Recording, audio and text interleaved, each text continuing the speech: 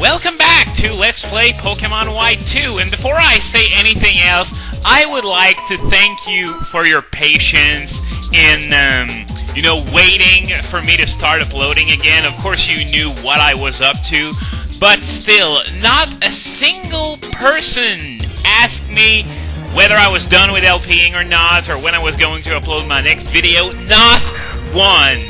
I am simply amazed. That's probably a sign that I've banned enough people, to be honest with you.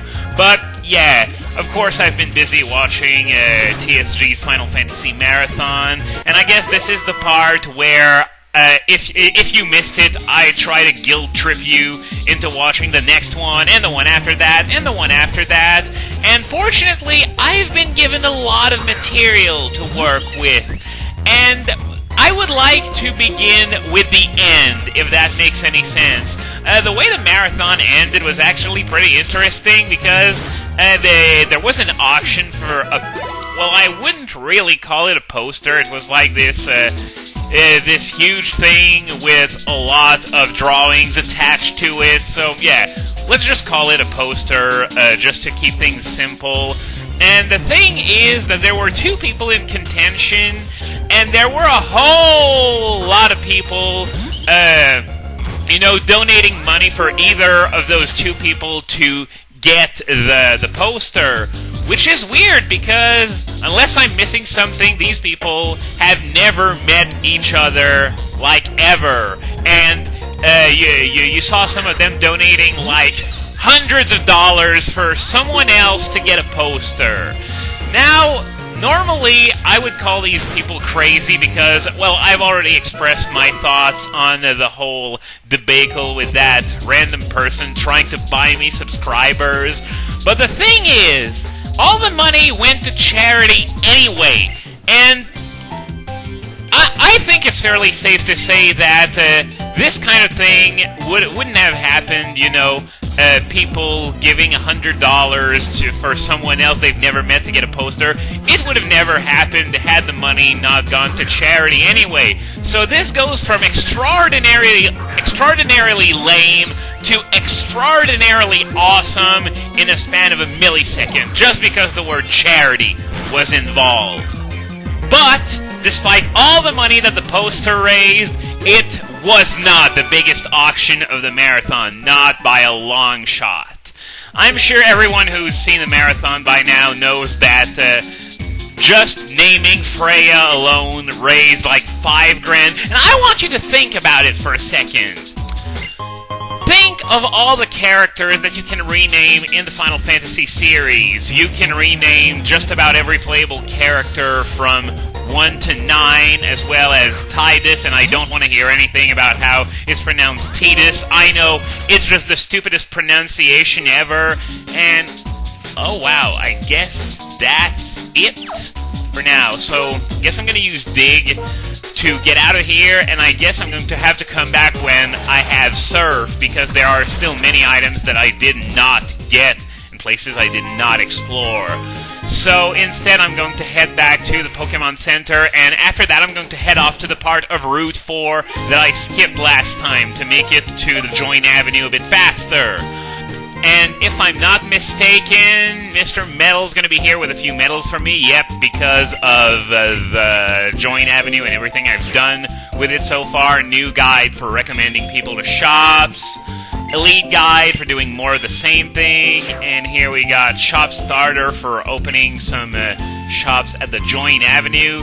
So, yeah, I'm just going to heal my Pokemon real quick, and after that I'm going to move over to Route 4. So, yes, as I was about to say, I'm aware that it's pronounced Tidus, because Tidus is the word for sun in a language. I don't remember which one, and Yuna is the word for moon. So, there's a direct relationship there, especially with the items that you use to power up their ultimate weapons.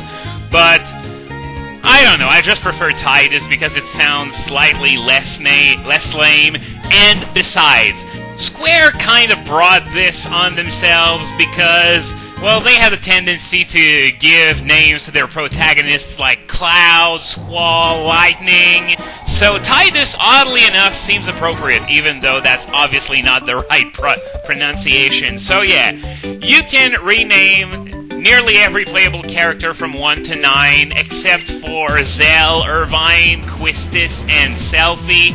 You can rename Titus, you can rename the summons in 8 and 10, and oh yeah, that's right, you can also rename Angelo. That's right, you can...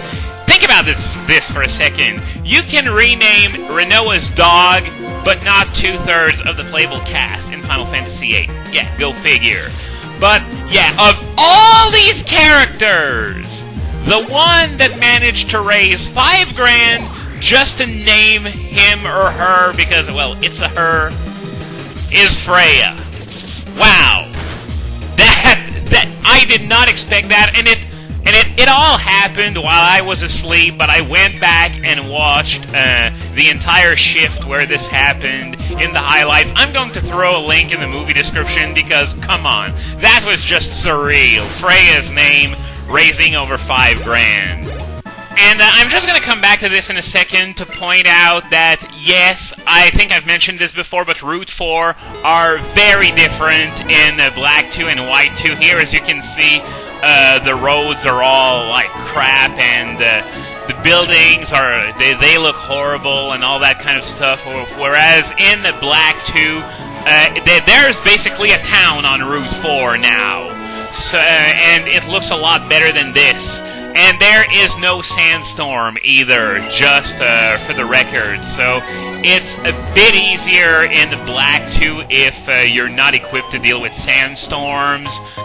And yeah, if you want to see what it looks like in Black 2, I'm going to refer you to Maryland's video walkthrough because he shows exactly what it's like there. So, about the marathon, one part that I absolutely loved, and I'm going to force you all to watch it through a link in the movie description because it was just that amazing. Poxnor playing through Final Fantasy Legend 1, 2, and 3. The ones that are especially interesting are 1 and 2. The third, a lot less so, because it was actually sort of programmed like a game, you know? But the first two, that is just absolutely ridiculous. Who greenlighted this the way it was? I mean, I know that there were re-releases later that pretty much fixed all those problems, but these games came out in Japan that way. And I have trouble believing that because, well, just watch for yourselves. There are simply no words. I can't even begin to explain how broken it is. Just watch and you'll see for yourselves. These games are just crap from a programming standpoint. And speaking of Poxnor, I guess I should also mention that he opened the marathon with Final Fantasy VIII, which was, from what I'm told, a really good run, although I can't really appreciate it because I've never played this game before. Something that I must say is going to be taken care of very soon. But one thing that I didn't really know what was going on at first, but when I figured it out, I was like, are you serious? Was the part where he played Triple Triad and he used the Siri program or script or whatever. I don't know what to call it because I don't have the technical know-how to even understand how such a thing could even exist. But yeah, he used some sort of Siri thingamabobber that he may or may have not have programmed himself. I have absolutely no idea. But to win at Triple Triad, and this, well, that's another link that I'm going to have to give you in the movie description because, I mean, wow! People's dedication to utterly breaking apart games really knows no bounds, and I'm going to have to come back to this subject later, as there was something else that I wanted to mention in the same vein. But the one funny thing about these Siri shenanigans was that Siri is not able to pick up on Poxnor saying 5 because of his accent, so he had to say Penta instead for Siri to understand that, yeah, he was saying 5. So this sort of became a meme of its own. And speaking of memes, I guess I should mention this. If you were in the chat at any point at all in the marathon, you probably know what I'm talking about. There was a spam bot that kept spamming a link to woohoo, sexy girls playing Dota, whatever, and it was just so ridiculous because every single time an account would be banned, another one would come up within 5 minutes and be banned in less than a second because of automated scripts in the chat.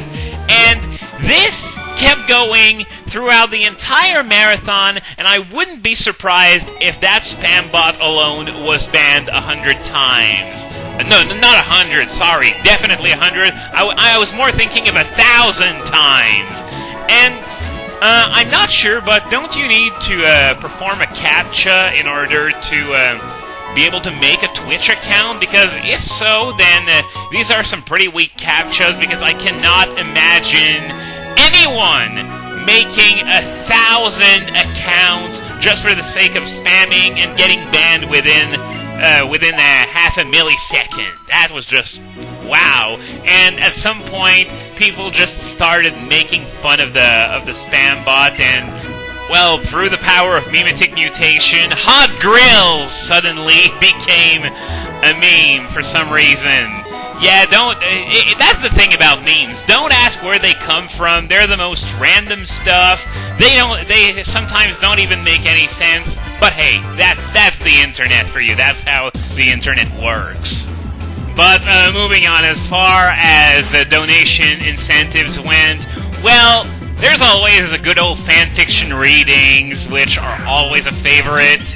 And there was one that was particularly good, and I'm going to link it to you in the movie description, because it mixed the old fanfiction reading with the newer. You know, they have this shock device that can basically, well, you put these electrode things on your arms, and then you get shocks in your arms and stuff like that, and you can set the strength of the shock. And they've been using that trick for a few marathons now to get donations, so they combined that with a really, really absurd fan fiction, and the result, of course, was magic. And since, well, Squint was the one reading, oh, great, Sandvale! Should have used Magical Leaf. That was really dumb of me. I knew this thing could have Sandvale, and for some reason I decided to go, oh, let's go with Giga Drain! But, yeah, there was also some new stuff, though, because, well, they bought a green screen, which allowed them to do stuff like, you know, news flash from Whose Line Is It Anyway? And it was really funny. There were a lot of them, though. But the one that was my favorite was the one where Anna and Toast commentated over Aeris' death, and I don't know why. Even though they knew what was going on, they even saw it because presumably, well, they had access to a screen where, you know, they saw everything. But it still managed to be incredibly funny, so I guess that's another link for the movie description. And they also read some really disgusting recipes from basically the worst cookbook ever for donations. I don't know if there are any highlights of this, but trust me, just reading the recipes will give you a heart attack. So don't you dare try to eat that crap. Your health is going to be ruined after this. So I guess okay, so we're coming up on the time limit soon, so what I'm going to do, I'm going to take a break right here, say what I've done so far, and I'll see you in just a moment when I record part 20 Penta.